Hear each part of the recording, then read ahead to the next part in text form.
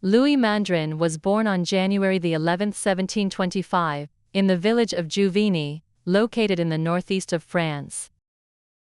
He is best known as a French smuggler and outlaw, famous for his role in the French resistance against the government during the 18th century.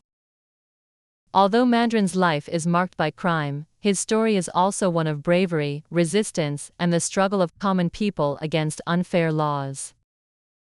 Mandrin's early life is not well documented, but it is believed that he came from a relatively humble background. His father was a farmer, and Louis grew up in a rural environment. As a young man, he was not interested in working on the land, and sought other ways to make a living. He became involved in smuggling, a common practice in rural France at the time, as many people looked for ways to avoid the high taxes and customs duties imposed by the government. In the 18th century, France was under the rule of King Louis XV, and the country was heavily taxed. One of the main ways the government raised money was through a system of taxes on goods that were imported and exported. These taxes made many goods, such as tobacco, tea, and other imported items, very expensive for the common people. To avoid paying these taxes, people often turned to smuggling. Louis Mandrin became involved in this activity at a young age, and by the time he was in his early 20s, he had gained a reputation as a skilled smuggler. Mandrin's life as a smuggler was not without danger. The French government had a strong army and police force that worked hard to stop smuggling. Smugglers were often hunted down and punished severely if they were caught. However, Mandrin's skill and cunning allowed him to evade the authorities for several years.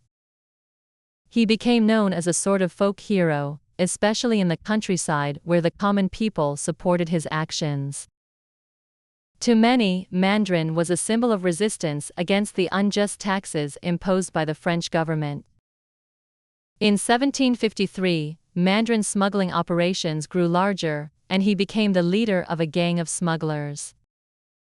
This group was known as the Band of Mandrin, and they carried out large-scale smuggling operations across much of France.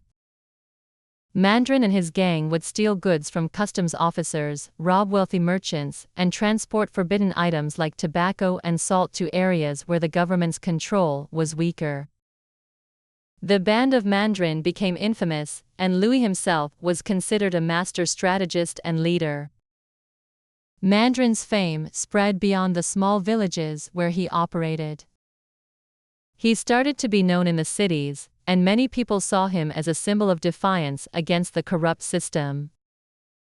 While the government tried to stop him, Mandrin's group was always one step ahead. The smugglers' ability to outwit the authorities earned them a large following. Some people even joined Mandrin's gang, inspired by his success and his fight against the system. However, as his smuggling operations grew, so did the risk of getting caught. In 1755, after several successful raids on customs officers and wealthy traders, Louis Mandrin's group was finally betrayed. The authorities were tipped off about their activities, and the police launched a major manhunt to capture Mandrin and his gang. Mandrin managed to escape several times, but his luck eventually ran out. In 1755, Louis Mandrin was captured by the authorities. After his capture, he was brought to trial. He was accused of a wide range of crimes, including smuggling, robbery, and even violence against government officials. Despite his defense, Mandrin was found guilty. The trial was a public event, and many people were shocked by the harsh sentence he received. Mandrin was sentenced to death. On May 30, 1755, Louis Mandrin was executed in the town of Valence. His death marked the end of his fight against the French government. Despite his execution, Mandrin's legend lived on. Over time, he became a symbol of the fight for justice and the struggle against corrupt systems of power. His story was told in books, songs, and plays, and he was remembered as a hero by many who admired his defiance and courage. Louis Mandrin's story is a complex one. He was a man who fought against what he saw as an unfair system, but he also committed crimes that caused harm to others. His actions are still debated by historians, with some viewing him as a criminal and others seeing him as a hero. What is clear, however, is that Louis Mandrin was a man of great influence in his time, and his story has been remembered for generations. Mandrin's story also reflects the social and economic conditions of 18th-century France. The French people were burdened by high taxes, and many felt that the government was out of touch with the needs of the common people. Smuggling was one way in which people tried to survive under these difficult circumstances. Louis Mandrin's resistance to the government was seen by many as an act of defiance against a system that treated the poor unfairly. After his death, Mandrin's memory continued to inspire people. His image as a symbol of resistance against oppression persisted in French culture. His name became synonymous with the fight for justice, and he was often portrayed as a hero in literature and popular culture. Songs were written about him, and he became a symbol of the struggle of ordinary people against the forces of authority. Even today, Louis Mandrin is remembered as a figure who stood up for the rights of the people, even at the cost of his own life. In the years following his death, the French government made efforts to prevent people from celebrating Mandrin as a hero. They wanted to discourage others from following his example and engaging in similar acts of rebellion.